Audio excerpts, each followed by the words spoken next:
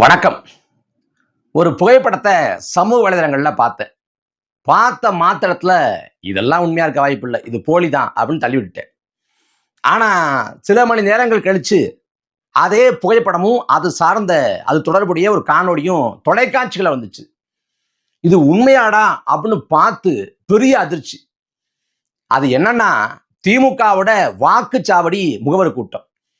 அந்த கூட்டம் முடிஞ்ச உடனே அதே மண்டபத்துல எல்லாருக்கும் உணவு பரிமாறப்படுது. அந்த உணவு பரிமாறப்படுற வேளையில வாழை இலை போட்டிருக்காங்க. வாழை இலைக்கு முன்னாடி பீர் போத்தல், அந்த பீர் பாட்டில வச்சிருக்காங்க. வரிசையா எல்லாருக்கு முடியும் அந்த பீர் பாட்டில் இருக்கு. அது தொடர்பான காணொளி பதிவு வருது, புகைப்படங்கள் சமூக வலைதளங்கள்ல பரவுது.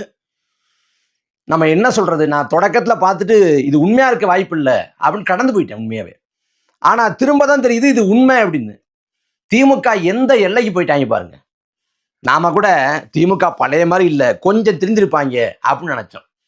ஆனா இவங்க கொஞ்சம் கூட திருந்தவே இல்லை, என்னைக்கும் திருந்த மாட்டாங்க என்பதற்கான சான்று இதெல்லாம். ஏன்னா திமுகவில் எந்த கொள்கையும் இல்லை, எந்த கோட்பாடும் இல்லை, எந்த தத்துவமும் இல்லை, எந்த நோக்கமும் இல்லை. ஒரு குடும்பம் ஆட்சி அதிகாரத்தில் தொடர்ந்து இருக்கணும், வாழையடி வாழையாக, தலைமுறை தலைமுறையாக.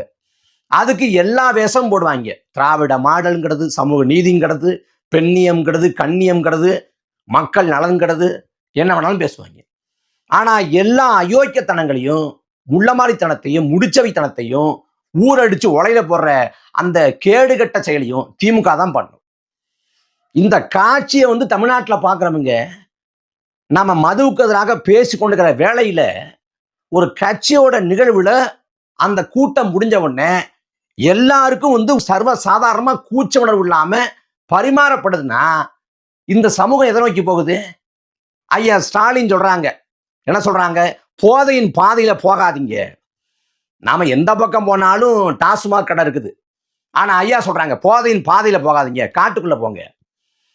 வீதிக்கு வீதி டாஸ்மாக் கடையை திறந்து வச்சுவிட்டு ராத்திரி கூட சாராயம் கிடைக்கும், டாஸ்மாக் சாராயம் கிடைக்குங்கிற நிலையை உருவாக்கிவிட்டு கள்ளச்சாராயத்தை ஆறு போல கள்ளக்குறிச்சி தொடங்கி மயிலாடுதுறை வரைக்கும் எல்லா இடத்துலையும் ஓட விட்டுட்டு கஞ்சா, அபின், போதை மாத்திரை, போதை ஊசி, போதை சாக்லேட்டு அப்படின்னு எல்லாத்தோட புழக்கத்தையும் இயல்பாக்கி விட்டுட்டு ஐயா ஸ்டாலின் சொல்றாங்க, போதையின் பாதையில போகாதீங்கன்னு. போதையின் பாதையில போகாதீங்க. பாதையில போதையை வச்சது யாரு?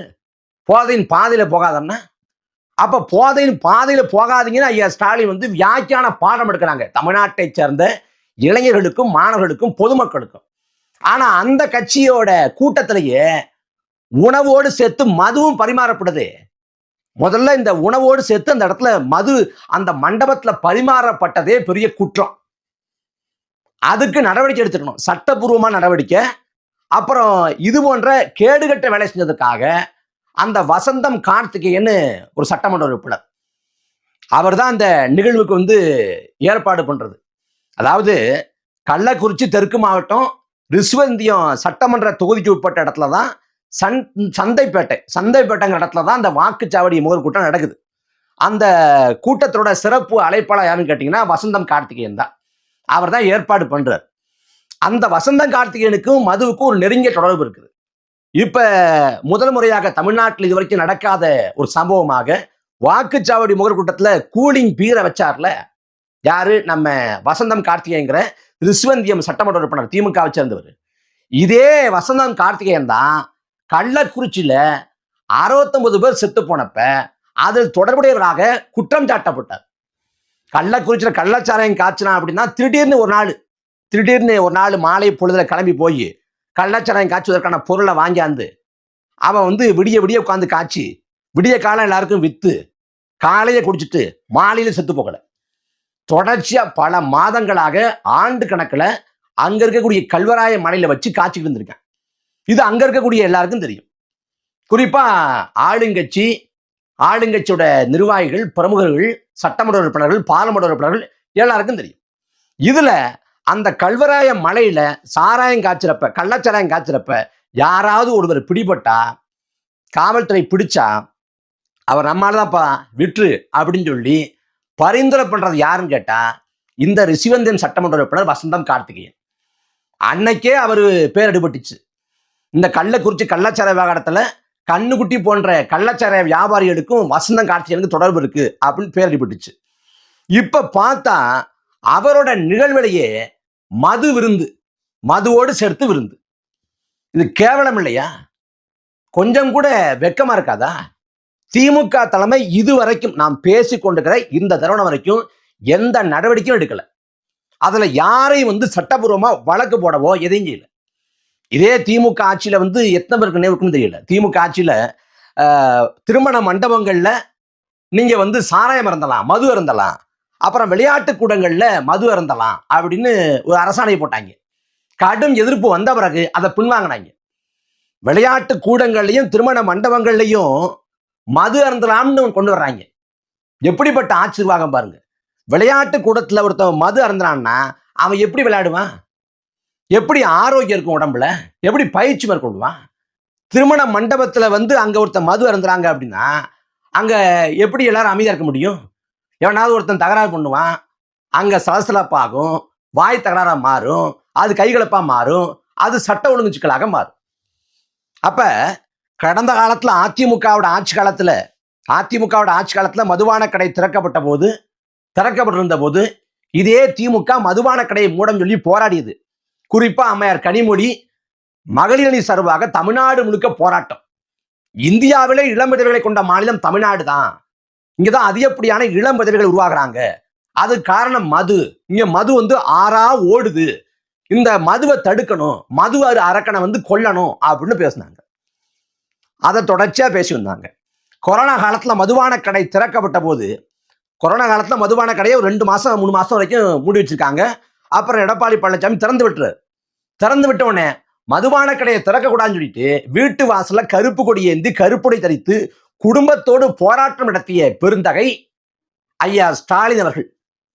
அன்னைக்கு மதுபான கடைகளை மூடணும், மதுவிலக்கு தான் தீர்வுன்னாங்க. இன்னைக்கு மதுவிலக்கு குறித்து யாராவது பேசுறாங்களா? கடைசி அண்மையில வந்த செய்தி குறிப்புல கடந்த ஆண்டை விட 2000 கோடி அதிகமா லாபம் பெற்றிருக்கு, அதிகமா வியாபாரம் ஆயிருக்கு அப்படின்னு தெரிய வருது. எவ்வளவு பெரிய கேவலம்! கனிமொழி அம்மையார்ட்ட ஒளிவாங்கி நீட்டி மது விலக்கு அப்படின்னு கேட்டா போதும், தெரிச்சு ஓடிடுறாப்புல. எங்கேயும் நிக்கிறது இல்ல, ஓடிடுறது. ஒரு இடத்துல பேசுறாங்க, நாங்க மது விலக்கு நாங்க சொல்லவே இல்லையே.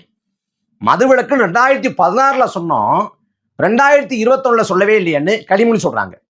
அதே போல உதயநிதி தேர்தல் பரப்புரையும் போது 2024 நாங்க மதுவிலக்கை கொண்டு வருவோம்னு 2021 சொல்லவே இல்லையே அப்படின்னு அவங்களும் சொல்றாங்க. கனிமொழியும் சொல்றாங்க, உதயநிதியும் சொல்றாரு. ஆனா திமுகவோட தேர்தல் அறிக்கையில 360வது வாக்குறுதி என்ன வாக்குறுதினா, மதுவுக்கு அடிமையானவர்கள் மது பழக்கத்திலிருந்து விடுபடவும் படிப்படியாக மதுவிலக்கை மேற்கொள்ளவும் பல்வேறு நடவடிக்கைகள் எடுக்கப்படும். அதாவது மதுவுக்கு அடிமையானவங்களை மது பழக்கத்திலே மீட்டு கொண்டு வர்றதுக்கும் படிப்படியா மதுவிலக்கை மேற்கொள்றதுக்கும் பல்வேறு நடவடிக்கைகளை மேற்கொள்வோம் அப்படிங்கிறாங்க. அப்புறம் மக்கள் நலவாழ்வுத்துறையின் கீழ் மாவட்டந்தோறும் மறுவாழ்வு மையங்கள், டி அடிக்ஷன் சென்டர் அமைக்கப்பட்டு மது பழக்கத்திற்கு ஆளானவர்களுக்கு உரிய மனநல சிகிச்சையும் பயிற்சியும் வழங்கப்படும் அப்படிங்கிறாங்க. மதுபான கடைகளை மூடுவோம்னு ஒரு பக்கம் சொல்றாங்க, படிப்படியா நாங்க மூடுவோம். அப்புறம் மது பழக்கத்துக்கு ஆட்பட்டவங்களை நாங்க மீட்டு கொண்டு வருவோம். அதுக்கு டி அடிக்ஷன் சென்டர் மக்கள் நலவாழ்வுத்துறையின் கீழே மாவட்டந்தோறும் மறுவாழ்வு மையங்களை அமைச்சு அவங்கள மீட்டு கொண்டு வருவோம் அப்படின்னு திமுகவோட தேர்தல் வாக்குறுதியில 360வது வாக்குறுதியா இருக்கு. இந்த தேர்தல் அறிக்கை தயாரிச்ச குழுவுல அம்மையார் கனிமொழி இருக்கிறாங்க. ஆனா அவங்களுக்கு திமுகவோட தேர்தல் வாக்குறுதியில என்ன இருக்குன்னு தெரியல. இப்படிப்பட்ட வாக்குறுதியை திமுக கொடுத்திருக்கிறது. ஆனா இவங்க ஆட்சிக்கு வந்த பிறகு மதுவிலக்க படிப்படியா மேற்கொள்றதுக்கு ஏதாவது முயற்சி எடுத்தாங்களா? இல்ல மதுவால பாதிக்கப்பட்டவங்களை மீட்டு கொண்டு வர்றதுக்கு ஏதாவது பண்ணாங்களா? எதுவும் வரல. ஆனா என்ன பண்ணாங்க? ஆட்சிக்கு வந்தோடனே என்ன பண்ணாங்க? வீரன் ஒரு புதிய வகை மருந்து. என்ன மருந்து? அந்த மருந்து மது மருந்து. அந்த மருந்தை கொண்டு வர்றாங்க. வீரன் ஒரு புதிய வகை மது அறிமுகப்படுத்தப்படுது. குடிச்சவனுக்கு சுயமரியாதை இருக்காது, குடிச்சவனுக்கு வீரம் இருக்காது, மானம் இருக்காது. உடம்புல இருந்து ஆடை கலண்டு விழுறது கூட தெரியாம அவன் விழுந்து கிடப்பான். அவனுக்கு வீரம் இருக்காது, மானம் இருக்காது, சூடும் இருக்காது, சுரணையும் இருக்காது, விழுந்து கிடப்பான் சாலையில. ஆனா அந்த மதுக்கு வீரன் அப்படின்னு பெயர் சுட்டுறாங்க. அதே போல இந்த மது போத்தலா இருக்கிறதால பிரச்சனை இருக்குது. அதனால மது போத்தலா இல்லாம நாம பாக்கெட் வடிவத்தில் கொண்டு வந்துடலாம். டெட்ரா பாக்கெட் கொண்டு வந்துடலாம். டெட்ரா பாக்கெட் கொண்டு வந்துட்டோம்னா, ஏன்னா இடுப்புல வச்சு மறைச்சு கொண்டு போறப்ப தவறி கீழே விழுந்து உடஞ்சு போயிருது. இல்ல வந்து ஒரு ஒரு பைக்குள்ள வச்சு கொண்டு போறப்ப அப்படி கலாம்பலாம் சத்தம் வருது. அப்ப தேவையில்லாம மாட்டிக்கிறோம். அதனால டெட்ரா பாக்கெட்டா வச்சுட்டோம்னா, அந்த பாக்கெட் எடுத்து பாக்கெட்டுக்குள்ள சொல்லிட்டு போயிடலாம் அப்படின்னு டெட்ரா பாக்கெட் கொண்டு வருவோம் அப்படின்னு ஐயா முத்துச்சாமி சொன்னாங்க. அதுவும் இல்லாம ஐயா முத்துச்சாமி ஒரு அறச்சிட்டம் கொண்டாங்க. என்னன்னா, காலையில குடிக்க போறவனை யாரும் குடியாரன்னு சொல்லக்கூடாது. சொன்னா நான் சும்மா இருக்க மாட்டேன் அப்படிங்கிறாரு. அதாவது காந்தி சொல்றாரு, அண்ணல் காந்தியடிகள், குடி என்பது ஒரு பழக்க வழக்கம் அல்ல, நோய்ங்கிறார். குடி என்பது பழக்க வழக்கம் இல்ல, நோய். இங்க குடிக்கிறவங்க வந்து மது பிரியருங்கிறார். மது பிரியர் இல்ல, குடி நோயாளி. குடி நோயாளிகள் தமிழ்நாட்டில் குறைந்தபட்சம் 1 கோடி குடி நோயாளி இருக்காங்க. 1 கோடி பேர். இந்த 1 கோடி பேர்னா 1 கோடி குடும்பம். ஒரு தந்தையோ ஒரு கணவனோ ஒரு பிள்ளையோ ஒரு வீட்டுல யாரு குடியாருனா குடி நோயாளியா மறைந்தாலும் சரிதான், அந்த குடும்பம் முடிஞ்சுச்சு. ஏன்னா அவன் உழைக்க மாட்டான், உடல் ஆரோக்கியத்தை பேண மாட்டான், அவன் தன்மானத்தோட சுயமரியாதை இருக்க மாட்டான், எதையும் செய்ய மாட்டான். அப்படி 1 கோடி குடும்பங்கள் பாதிக்கப்படுது. அதனாலதான் பெண்கள் வந்து முதன்மையா பெண்கள் பாதிக்கப்படுறாங்க. குடிச்சு விட்டு வந்து பெண்ணை தான் போட்டு அடிப்பேன், மனைவியை தான் போட்டு அடிப்பேன். அப்ப பெண்கள் வந்து மதுபான கடையை மூடுங்க அப்படின்னு கடந்த காலத்துல மிக தீவிரமான போராட்டம் எடுத்தாங்க. இப்போதும் சொல்றாங்க. திமுக கூட மகளிர் அணி சார்பாக தான் போராட்டத்தை முன் வச்சுச்சு, மதுவிலக்கு கோரிய போராட்டத்தை. ஆனா இன்னைக்கு மதுபான கடையை மூடவும் இல்லை, கள்ளச்சாராயத்தை வந்து தடுக்கவும் இல்லை, போதை பொருட்களின் புழக்கம் இல்லாம அதை முறியடிக்கவும் இல்லை, எல்லாத்தையும் தங்கு தடை இல்லாமல் திறந்து விட்டாங்க. ஒரு பக்கம் டாஸ்மாக் சாராயம் அது ஓடிட்டு இருக்குது, இன்னொரு பக்கம் கள்ளச்சாராய வியாபாரி பிணையிலேருந்து வெளில வந்த 2 மணி நேரத்துக்குள்ள யாரு கள்ளச்சாராயம் காய்ச்சினாங்கன்னு அதை எதிர்த்து போராடினானோ அந்த 2 இளைஞனை மயிலாடுதுறை பக்கம் குத்தி கொள்ற அளவுக்கு கள்ளச்சாராய வியாபாரியோட ஆதிக்கம். அது மட்டும் இல்லாம போதை தமிழ்நாட்டோட கடைக்கோடி கிராமம் வரைக்கும் கஞ்சா போய் சேர்ந்துருச்சு. போய் சேர்ந்தது காரணம் ஐயா ஸ்டாலின் தான். கடந்த ஆட்சி காலத்துல வந்து குட்காவோட சட்டசபைக்கு போனார். போறப்ப காவல்துறை அதிகாரி ராஜேந்திரனும் அமைச்சர் விஜயபாஸ்கரும் காசை வாங்கிட்டு இந்த குட்காவை அனுமதிச்சிட்டாங்க, அதனாலதான் தமிழ்நாடு முழுக்க இருக்கு அப்படின்னு வாதத்தை வச்சார். அந்த வாதத்துல வந்து உண்மை இருக்குன்னு உண்மை இருக்கு வச்சுக்குவோம், உண்மை இருக்கு அப்படியே வச்சுக்கணும். இதுல இப்ப தமிழ்நாடு முழுக்க கஞ்சா புழக்கம் இருக்கு. இது யாரு காசு வாங்கினா? உதயநிதி ஸ்டாலினும் காசு வாங்கினாங்களா? இல்ல முத்துச்சாமி காசு வாங்கினாரா? இல்ல செந்தில் பாலாஜி காசு வாங்கினாரா? யாரு காசு வாங்கினது? யார் வாங்கினது? என்ன பதில் இருக்கு? எவ்வளவு வெட்கக்கேடு, எவ்வளவு கேவலம் பாருங்க. கள்ளக்குறிச்சியில 69 பேர் செத்து போயிருக்காங்க. 69 பேர். அதுக்கு வருஷம் செங்கல்பட்டு, மரக்காணம் போன்ற பகுதியில் 20 பேர் செத்து போயிருக்காங்க. ஒட்டுமொத்தமா பார்த்தா அந்த மயிலாடுதுறை பக்கம் வந்து 2 இளைஞர்கள் வந்து கள்ளச்சாராய வியாபாரிகள் எல்லாம் குத்தி கொலை செய்யப்பட்டிருக்காங்க. எப்படி பார்த்தாலும் 100 பேரை தாண்டுது. இந்த சாராயம் தொடர்பான மரணம் 100 பேரை தாண்டுது. இந்த ஒரத்தநாடு பக்கம் தஞ்சாவூர் மாவட்டம் ஒரத்தநாடு பக்கம் வந்து அங்க டாஸ்மாக் சாராயம் குடிச்சு அதுல சைலண்ட் கலந்ததா சொல்லி 2 பேர் செத்து போயிட்டாங்க. இப்படி கண்ணுக்கு தெரிஞ்சு மிக குறுகியது 100 பேர் செத்து போயிருக்காங்க. கள்ளக்குறிச்சியில மிகப்பெரிய தாக்கம், 69 பேர் சாவு. அது காரணம் வந்து அவங்க குடி நோயாளியா மாறிட்டாங்க. குடி நோயாளியா மாறி போன பிறகு குடிக்காம இருக்க முடியல, கை நடுங்குது, அவங்களால குடிக்காம அந்த பொழுதை கழிக்க முடியல. அப்ப காசு இல்லாதப்ப வந்து பொண்டாட்டி நகை எடுத்துட்டு போறான், வீட்டுல இருக்கிற பண்டம் பாத்திரத்தை எடுத்துட்டு போறான். அப்ப அந்த காசு முடிஞ்சு போறப்ப ஒரு மலிவு விலையில 30 ரூபாய்க்கு 40 ரூபாய்க்கு குடிக்கலாங்கிற நிலை வர்றப்ப அவன் டாஸ்மாக் சாராயத்தை விட்டு கள்ளச்சாராயத்தை நாடுறான். இல்ல குடிச்சு எவ்வளவு குடிச்சாலும் போதை பத்தாதுங்கிற மனநிலைக்கு போறவன் கள்ளச்சாரத்தை நாடுறான். அப்ப கள்ளச்சாராயத்துக்கு நாடி போறது காரணமே டாஸ்மாக் சாராயம் தான்.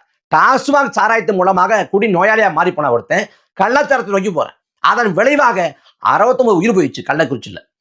அதே கள்ளக்குறிச்சி மாவட்டத்துல வசந்தன் கார்த்திகேயன் திமுகவை சேர்ந்த சட்டமன்ற உறுப்பினர் கொஞ்சம் கூட மனசாட்சி இல்லாம, கூச்ச உணர்வு இல்லாம, அற உணர்ச்சி இல்லாம அந்த கூட்டத்துக்கு வந்த எல்லாருக்கும் பீர் போத்தலை கொடுக்குறாங்கன்னா இது என்னன்னு சொல்றது?